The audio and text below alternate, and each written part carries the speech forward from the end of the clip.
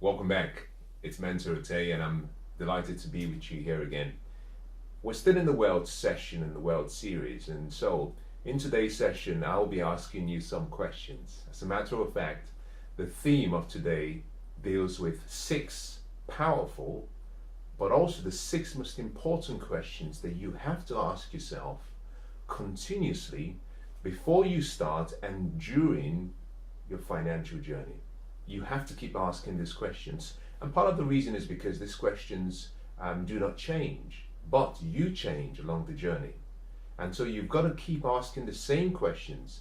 Now, what you find is that on your journey towards financial freedom, financial wealth, and riches and prosperity, what you find is that you're becoming someone different. And therefore, as you change, you have to ask the same question again. Now, if you have a journal and a pen, let's get started. Now, the first question you have to ask yourself is, what do I want? What is it I really, really want? That's the first question. Now, the second question is, how can I get what I want? The how is important. The how is important. You've got to ask that question about how. The third question is, why do I want it? Now, why is so important? If there was one word that I could choose from the entire thousands of words in the English dictionary, if I had to choose just one, I think why would be the one I would go for. And part of the reason is because why gives everything else meaning. If you understand the why, you understand the way. I like what Nietzsche said. He says, if you understand the why for anything, then you can discover any how. You see, why is purpose, and purpose is one of the most important words in our entire life. It controls what we do, how we interact with people, but also how we live. So you have to ask yourself, why do I want it? The fourth question you have to ask yourself is, then what are the benefits of achieving what I want? Remember, we're talking about financial freedom. We're talking about wealth. We're talking about creating prosperity in your life. The question is, what are the benefits of achieving what you want? Now, the fifth question you should ask yourself is, how would I know when I've achieved it? How would I know? Think about this. How would you know when you've achieved your goal? Now, most people tend to think and say, well, that's rather easy because I would know. But no, you have to have some clarity. Before you set the goal, you've got to know what it would taste like, feel like, smell like, what the touch would be like. You've got to have some clarity. And part of the reason is because most people are running a race that has been set to standards by others. And so most people keep running this race of life, and they don't even know when they become successful. They don't even know when they achieve their dreams and goals. And they just keep going round and round and around, because before they started the race, they never stopped and asked, where is the finish line? And how would I know when I get to the finish line? Now, the final question, and in my opinion, one of the most important, possibly the top three, the final question, the sixth question you must ask yourself is, who am I becoming in pursuit of that goal? But also, who will I be when I've achieved the goal? That's extremely important. Now, I've given you the six questions. Now, let's go into each and every one of them very briefly. What is financial freedom? What is financial independence? You see, financial freedom is arriving in a place whereby you no longer have to work for necessities, because the income from your various investments is sufficient enough to maintain your current lifestyle, barring, with the exception of any catastrophic issue. Financial freedom is actually when you get to a place where you no longer rely on external means to maintain the life you have, where you can sit and you have passive income or portfolio income through your investment sources that pay you a regular, whether that be weekly, daily, monthly, yearly income to cover your expenses and keep you in a position whereby you can maintain the lifestyle you want. That is freedom. As a matter of fact, when you arrive at that place, what you find is now you choose to work for joy rather than for necessity. Most people who are financially free work much harder, much longer hours than people who are not. As a matter of fact, when I was still financially dependent, when I had a job, I used to work in many cases long hours. Sometimes I did 12 hours every single day. Usually I did about 10 hours every day, and there were days when I did 12 hours. But I found that when I became financially free, most people thought, and I did myself, I thought that I would do nothing. I would just spend time doing what I love to do for my hobbies and just relaxing, spending time with family. But what I found was I work harder now, though I'm free, than I did when I was still in chains. And I call chains the chains of a job. And part of the reason for that is because now I'm working from a place of passion. I'm working from a place of purpose and fun and excitement. And therefore, I don't even consider it to be work. For me, I'm just in spirit. I am in an inspired state. Now, inspiration comes from two words, in spirit. And when you're inspired, time doesn't have any boundaries. In a way, you're doing what you were born to do. And that is what I believe happens. When you get financially free, it gives you the opportunity to start doing what brings you the highest level of fulfillment. But to achieve financial freedom, to achieve financial wealth, you have to start by deciding what you want. That is the first. Now, I started by asking you 6 questions. The first question from the 6 was, what do you want? Now, if I stopped you in the middle of the street, and if I stopped 100 people randomly in the middle of the street and I asked the same question, what is it you want in life? Do you know that less than 1% can tell me what they really want? And less than 0.5% can tell me that they have what they want in a written form. That is where you have to start. If you live your dreams, your financial goals in your mind, in your thoughts, it's just a wish. It's just a wish. It's no different from someone just having a wish. You have to make it a choice. And part of the way you make it a choice is you've got to convert that dream you have in your mind. You have to convert it to a goal by writing it down. Now, when you start to write your goal down, you start to give it clarity.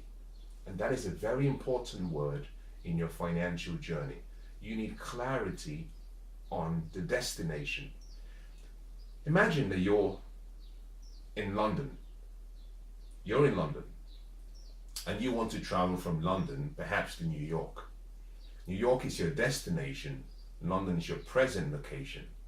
Until you know exactly where the destination is, if I dropped you off at the airport and I gave you the passports, there are so many random locations, so many random flights that you can get on that will not take you to your intended destination. But also, there's a possibility that you could even get on a plane taking you to New York, where you arrive at a time that is not convenient for the purpose for which you were traveling. So it's important you start by asking yourself, what do I want? And then capture it in writing. Get a piece of paper, get a journal, and write down your financial goals. Write down the exact amount you want. How much do you want to earn every year? How much will be enough? What is the net worth you want for that particular year? Now think about this.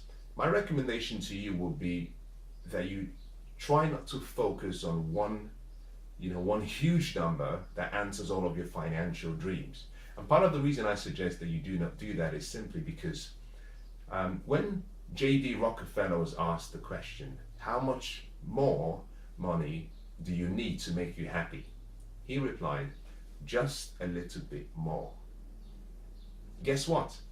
I believe if each of us is asked that same question, we might give the same response. And part of the reason is because we have something inside us that is looking for a form of expression. We have to grow. There's a need in us. It's a natural desire in us to become the best we can be. And as our needs increase and as our wants increase, so do our demands increase. So your goal will change. But why don't you start by identifying what your present financial goal would be for the next year? How much will be enough to get you financially free? How much will be enough to get you to a point where you no longer have to work for necessity, but if you choose to work, you're working for freedom? Do you understand what your expenses are every single month? Do you understand what contingency you want as a backup? When you've combined the two of them, that gives you what you have to earn a month or a year. That is the first thing you have to do. You have to get the answers to that first question, and everything has to be documented. The second is, how can you do it? How would you achieve this goal? Now, at this particular time, I want to encourage you not to focus on the how. Now, the second question I asked you was, how can you achieve it? But don't focus too much on the how, because I'll deal with this later on. Part of the reason I don't want you to focus on the how is simply because the third question deals with the why. And normally, your why should come first before your how. Now, I've placed the how as the second for specific reasons. But don't worry too much about the exact answer. What you're doing at this point in time is simply allowing your mind to create. You're allowing your mind to just come up with ideas randomly. If you've ever been to a brainstorming session where a group of people are coming together to come up with ideas, solutions to solve specific problems, what you find is the best sessions are not those where the right answers are provided. No. The best brainstorming sessions are those where an environment is being created that is not judgmental, an environment whereby there is no such thing as the wrong answer, where people are allowed to get into what we call the flow state. Now, the flow state is where you are in spirit. One person comes up with a suggestion, another person comes up with a suggestion.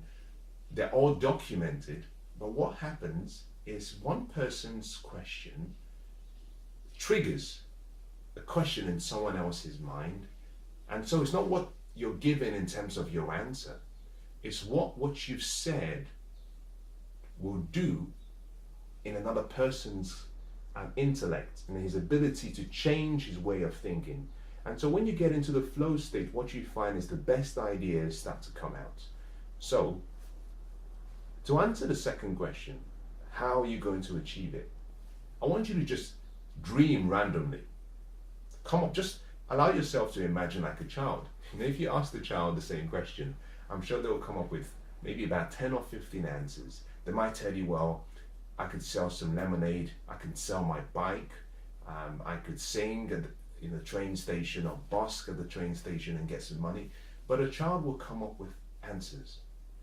That's what I want you to do. Just let your mind, feel free, just create. Now, to help you with that, let me throw out some very basic financial and wealth creation ideas. The first thing is simply to understand that you need a plan, and I'll talk about that later on. But a plan is important. But part of a plan it cascades into strategies. There are investment vehicles, and that is how you create wealth. You don't create wealth through saving. I'll say that again. Wealth is not created through saving. If you're thinking about saving yourself to wealth or saving your way to wealth, I can assure you, you have a really long journey ahead of you. You have to be thinking about investing your way to wealth. You see, investing leads to multiplication of wealth. Saving leads to addition of whatever money you have. It's a very slow process. Both of them require the same level of energy, but one compounds and the other doesn't. And you know what? I believe it was Albert Einstein who said that, compounding or compound interest is this, eighth wonder of the world, or something like that. The power of compounding is extreme. So you must think invest, not save. But there are various investment vehicles that you can think about. You can think about commodities, you can think about oil, you can think about gold, you can think about silver, you can think about even food. There are various commodities you can invest in. You can move away from commodities and move into the area of what we call paper assets. Bonds, stocks, mutual funds, everything in paper. Now you might say, well, I don't think I'm that sophisticated, or I don't really like it, which is a good thing. It's important you capture what you like and what you don't like, because the investment vehicle you choose should be one that you actually have a level of desire to learn more about. You have to like it. So if there's one of them you don't like, my recommendation is always stay away from it. If there's an investment vehicle that you don't want to know a lot about, that you have no desire to learn about, that you don't have a passion to dedicate hours every day to learn about, stay away from it. It might be the best investment out there, but it may not be the best investment for you because there's no passion in you towards it. Now, you might say paper assets are not for me. I don't like paper assets. Well, why don't you move into what we call real estate? And I like to call it real estate that is the real. It's real. It's the estate that is real. You see, paper assets, it's all, it's not, some of it is not really tangible because you're dealing with all these funny numbers and things that you cannot see. With real estate, at least you can touch a building. You can touch the land. You know that the land will never disappear. Think about this with 7,000 years of recorded history. But where I am right now has always been present. We've had thousands of people who have lived in various parts of London, but London is still in the same location geographically, it hasn't moved. So real estate is real. Now you might say, well, I don't really understand real estate and it's too risky. Well, okay, well, if you don't like that, what about businesses? What about creating a business, building a business, buying a business, franchising a business? There's so many things you can do. So I want you to write down on your journal how you can achieve your goal, how you can achieve what you've identified in your answer for number one. Don't think too hard about it. I didn't say tell me exactly how you're going to do it. I just want to get you to just create, just let your mind roam. I want to draw out that ability to, dream, that childlike ability we all have in us, to create things from nothing. Part of the reason for that is if you think about it, everything you see around you started from someone's thoughts. It started as an idea. It started as someone closing their eyes and saying, I wonder what could happen. Think about it. Let me give you something so you understand. Dissatisfaction is a creative state. Being angry can lead you into a creative state if you channel that anger in the right way. Inspiration can lead you into a creative state. Being motivated is a creative state. Being happy is a creative state. Being sad can be a creative state. So I want you to understand that you do not really need a specific level of environment for you to start creating. You can use whatever feelings you have to inspire you into being able to create. All right, now let's move to the next one. The third question was, why do you want it? And this is so important, so important. If you were to ask me, Mensah, what is one of the biggest reasons why people do not achieve their financial goals and dreams? I would tell you that probably amongst the top two reasons is because they don't want it badly enough, that they do not have a reason, a strong enough reason, a strong enough desire. Napoleon Hill said that you have to have a magnificent obsession, that you have to have a burning desire. You have to fix in your mind exactly what you want, but you fix it so strongly that it becomes a burning desire. That burning desire becomes a magnificent obsession, and that obsession, a healthy obsession, because this is about you, this is about you becoming the best you can be. That healthy obsession propels you into following that pathway towards the dreams that you want in the future. So I would say reasons, probably the most important causes for wealth, but also the lack of wealth, especially if there's a lack of reasons. So I want you to write down your reasons. Why do you want it? Have you even asked yourself that question? And let me just give you some maybe thought starters, so a few things to trigger your thoughts. Do you want it to be free? We're talking about financial freedom. So I think your first reason should be because you want to be free. You know, why do you want to be free? Write it down. Is this so you can spend time with your loved ones? Is this so that you can actually live life according to your terms? You can live what we call the extraordinary life, which is life according to your terms. Is it for benevolent reasons? Do you want to see how much you can give away? I was inspired. Part of my reasons for being financially independent was because I wanted to see how much I could give away in my lifetime. I was inspired by the lives of some people who gave away so much. You talk about Andrew Carnegie, who in his lifetime gave away probably about 80% of his wealth, which in today's currency would have been about maybe, who knows, 80 billion in today's currency, what he gave away. Now, according to the story, Andrew Carnegie had a dream, and he wrote down this dream at a very young age, just exactly like you're doing right now. When he died, they found a paper where he wrote down his dreams. He wrote down his goals.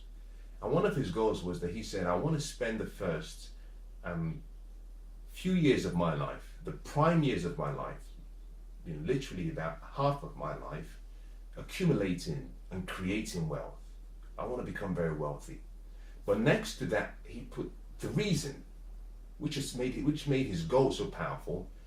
He said, because I would like to spend the second half of my life, the remaining half of my life, invest in all that resources I've created in other people's lives to help them achieve their dreams and goals. He says, I want to see how much I can give away. That inspired me. We know about John Templeton, who gave away. As a matter of fact, John Templeton was giving away 50% of what he made, right from when he was still very poor. Gave away so much. If you look at what they gave away in today's currency, this ran into billions and hundreds of millions. Just so many people who gave away. Bill Gates, as we know him right now, has pledged to give away more than 80% of his wealth away. We know about the likes of Warren Buffett, who has agreed as well. So one of the things that you have to ask yourself is, what are my reasons? Now, if benevolence is your reason, I think that's a worthy reason. Now, your reasons could also just be for fun. Like I have on my list, for fun. I want to have enough money. I want to have enough provision. I want to have enough means to be able to do what I love to do, to enjoy this short life that we all have. Another reason I had down is for lifestyle. I want to be able to live like the rich. I want to be able to go to the airport and pay for a flight without asking what is the price. I want to be able to walk into a restaurant and have a meal. I want to be able to entertain my friends in my home, but also entertain my friends and loved ones outside without really, skimming through and calculating in your head what the total bill would be. I want the lifestyle of the wealthy and the rich. I want to be able to ride in a plane of my own.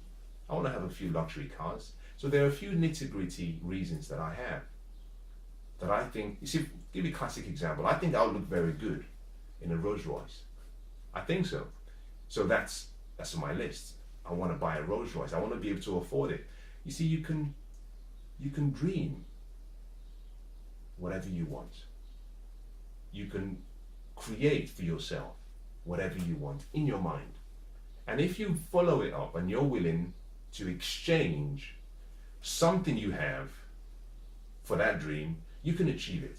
You've always just got to ask yourself, what am I willing to give in exchange? What price am I willing to pay? So on your list, write down all of the reasons. There's so many reasons you can think about. Is it for family? Is it for your relationships? Is it so you can create a successful business? Is it so you can follow your passion? Is it so you can have the peace of mind?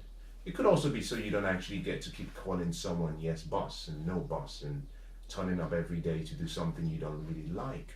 So write your reasons down, because the power of achieving goals comes from reasons. The power comes from reasons. I'll give you a personal example. I remember, being away for a period and pursuing a lot of my goals and dreams and working very hard, and I hadn't seen my mother. And so I flew back to see my mum, and she picked me up at the airport. And I've got to say this to you, in the short period I'd been away, her health had deteriorated. She wasn't looking the way she used to look. But when you're away from family and you're working really hard, you speak to them regularly over the phone. Mothers and fathers are very protective. They never tell you the truth because they don't want you worried. Because they have this thing about them that they should be the ones looking after you, they still tell you everything is fine. I remember getting off the plane and looking at my mom, and I felt like crying. Because in that short period, she looked tired, she looked weak. As a matter of fact, she was ill. She shouldn't have come to pick me up from the airport. She didn't drive, she had a driver with her, but she shouldn't have come. But seeing her in that state erupted.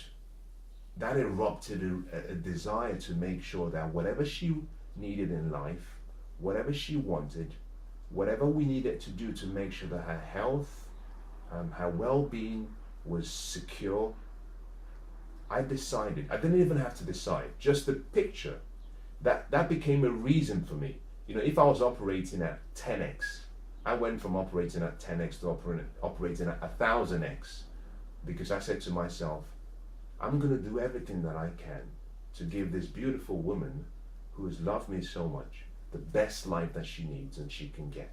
So find your reasons. And I've found in many cases that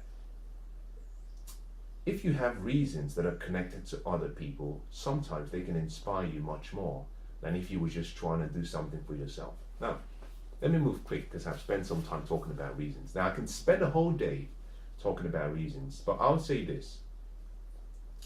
Your success in achieving your financial goals will really depend on three key things. The purpose you have for that, which is reason, the intent you have, which is connected to your reason, and the vision, the level of commitment you put to it, your ability to focus and give your best. Again, that will connect to your reasons. Your reasons, they play a huge role. Don't take it for granted. Don't take it for granted, because if you don't have a strong enough reason, you will fail. If you don't have a strong enough reason, you will fail. Now, there's a story. Let me just share this last with you before I move on. Let me just share this with you. I love reasons. I love purpose. Everything that has to do with purpose excites me. But so many years ago, Mike Tyson was in a fight. He was in a fight with Buster Douglas. Now, I don't know if you've ever seen the fight, but if you haven't, I think it's worth seeing. You can watch it on YouTube. But in this fight, Mike Tyson was the favorite. Unfortunately for Mike Tyson, and fortunately for Buster Douglas, the outcome of that fight was about to change history. You see, Buster Douglas knew he was going to fight Mike Tyson.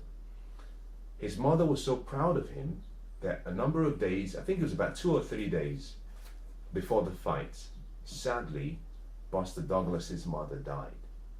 Very sad. Now just imagine what it would have meant to be having a huge fight like that, and you lose one of the most important support systems that you've always had. But interestingly, before his mother died, she always said to so many people that her son was going to win in that fight. She was proclaiming it. She knew in her heart.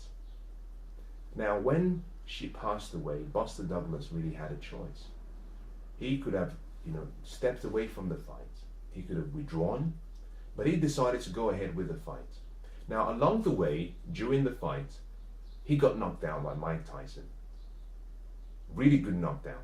As a matter of fact, he was so badly knocked down that he probably couldn't have made it back on his feet.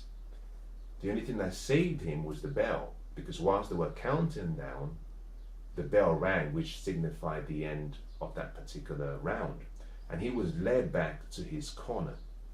When he sat down in his corner, he remembered what his mother said to him and what his mother had said to her friends, and that inspired him. That became a reason to fight till the end. He said to himself, I'm going to win this fight for my mom in memory of my mother. I'm going to win this fight. So he went back into the fight, and guess what? He knocked Mike Tyson out.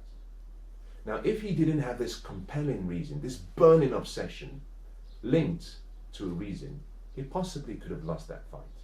So in the same way, when you're setting your financial goals, you need your reasons. Now, let's move to the fourth.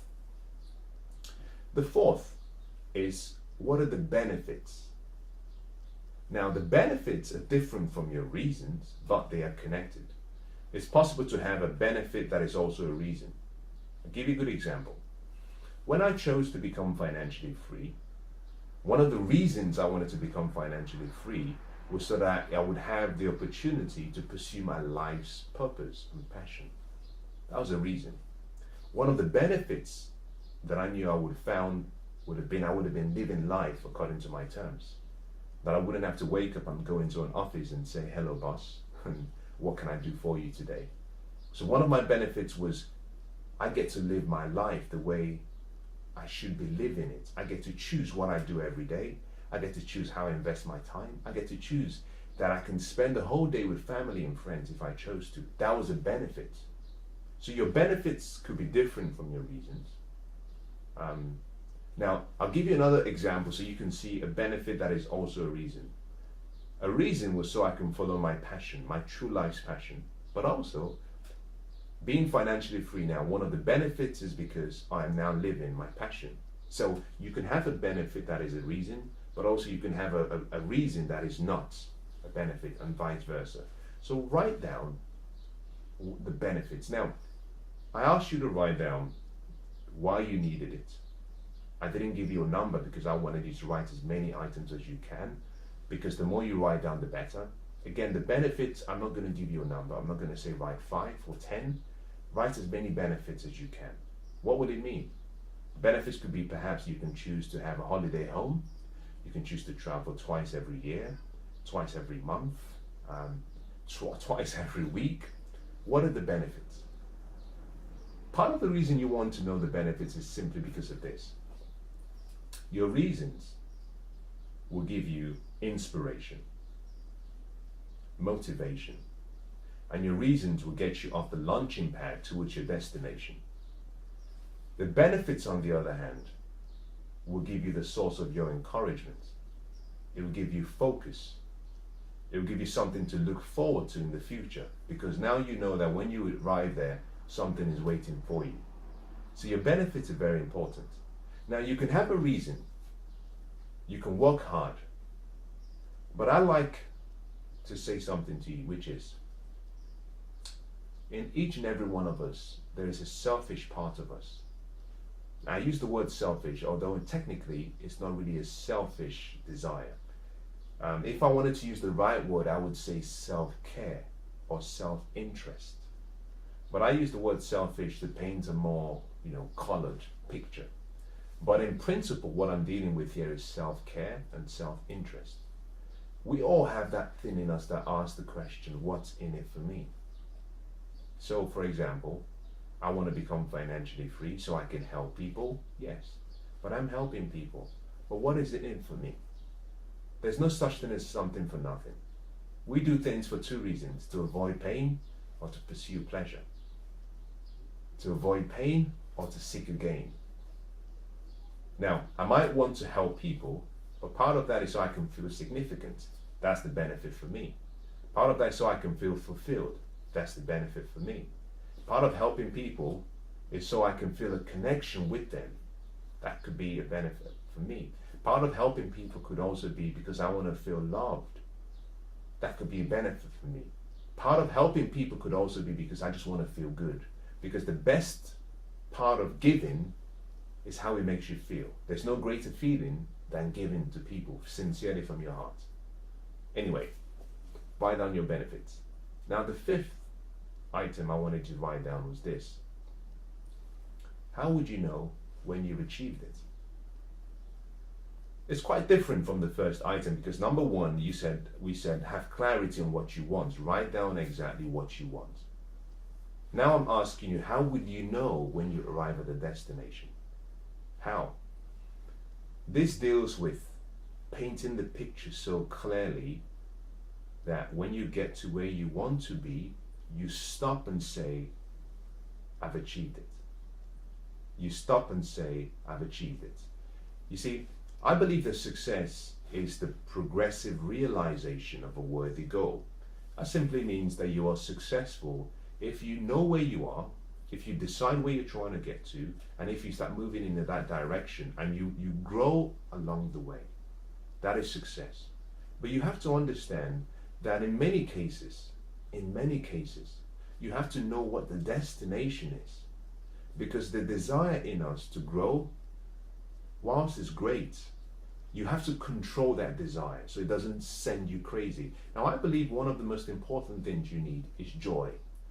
You need joy in your life. And if you have a goal that takes away your joy, you need to get rid of that goal.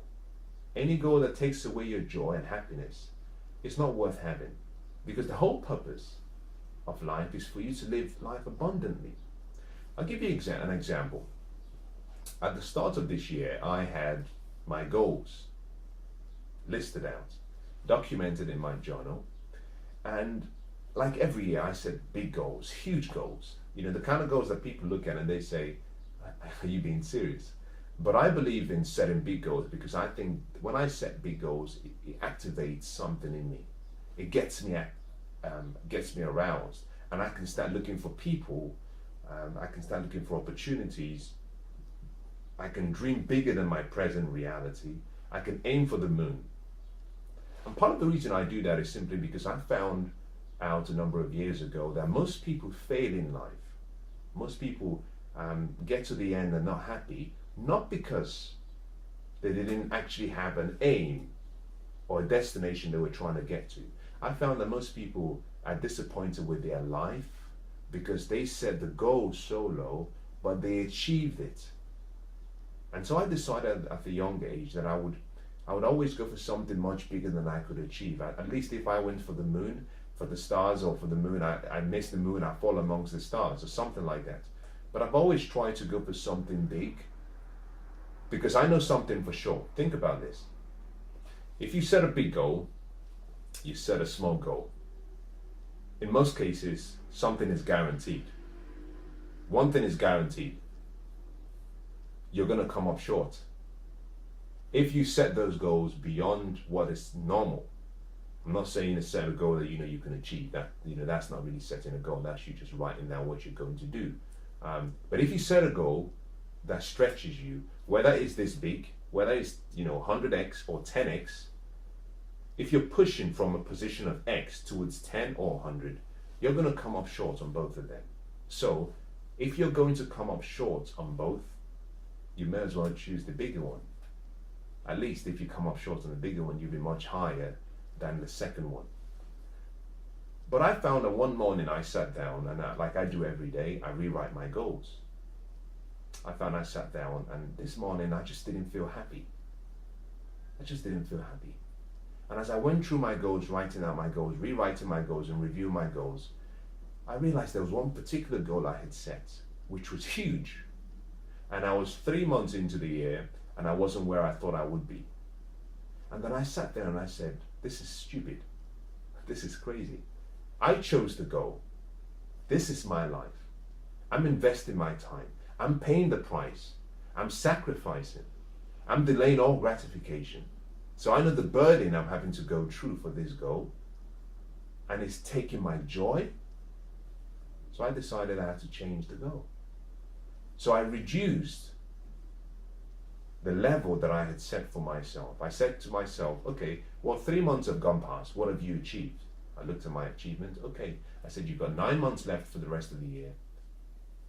If you were to apply the same level of effort you've put in, what could you achieve? I wrote it down. And then I put a 30% extra on it. Now, this was slightly less than the original goal, but it became more realistic. You have to have your goals, let it stretch you, but let it be realistic. Don't set a goal that is, give you a good example. A classic example is that you are, well, let me finish my story. As soon as I changed the goal, my joy came back. It's that simple. And so I realized, this is my life. I get to choose how I feel. Not my goals, not someone else. I get to choose. So in setting your goals, in deciding what it would look like, you have to have clarity on what it will be. Now, let me use this example for you. Just imagine, and let's say, for example, someone is financially dependent, but in your position right now, you spend more than you earn. So you are in a deficit every month. You're in debt every month. And let's assume that every month you have an income, net income of £1,000, and you're spending £1,400. But you're about to set your goal, but then you set a goal to be financially free in 7 months. That's not realistic. That's just not realistic, especially if you have debts. First of all, you have to eliminate all your debts. You have to get yourself from being in a deficit position to being in a neutral position where you bring yourself back into being able to live on your means. Then you start to live below your means so that you can use the surplus or the extra to invest. And then you keep increasing and start earning more, increase what you're earning, and trying to stay within your means, invest the balance, and over time, your wealth will start to produce through an investment that can start paying you an income and that can start to increase your net worth. That takes time. Becoming financially free is not like, a microwave dish. It's slow cooked. It takes time. It's not a get rich quick scheme.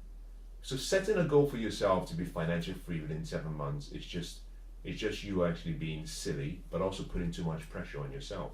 And that will take away your joy. So be clear about how you will know when you achieve your goal. Now let me go to the final and the sixth as I conclude. Who would you become upon achieving the goal, and who are you becoming in pursuit of the goal? This is important because the most important thing to consider is not what you get, it's who you become. Now, if I lost everything that I own, I don't pray for that, but if I lost everything that I own, the peace I have in my mind is I say, and I wrote this in my latest book, that I am free. I'm free mentally, I'm free emotionally, I'm free spiritually, I'm free materially and physically. If I lose everything materially, I'm still free mentally, I'm still free emotionally. But what I'm very comfortable with is the person I've become is the kind of person who is deserving of having that same goal again. And part of the reason is because of the sacrifices I've made, but also, more importantly, the habits, the thought process, the attitude, the behavior that I developed. Very important. Very important, that they become instinctive and habitual. So, if I were to give you an example, of a typical difference between the wealthy and the poor.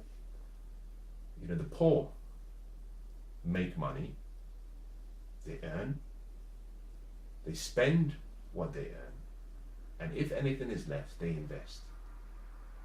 On the other hand, the wealthy and the financially free will invest first, and then they live on what's left. So there's some basic habits that I've developed over the years that have become instinctive. And because I have those habits, I know if I lose everything, I can make it all back again because I've developed the character. I've become the kind of person deserving of that goal. So you have to ask yourself the question, who am I becoming in pursuit of the goal? Because who you are creates what you have.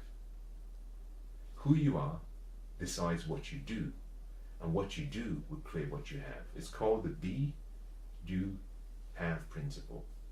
You have to become the kind of person deserving of having the goal. I'll give you a good reason why I'm saying this and why it's very important.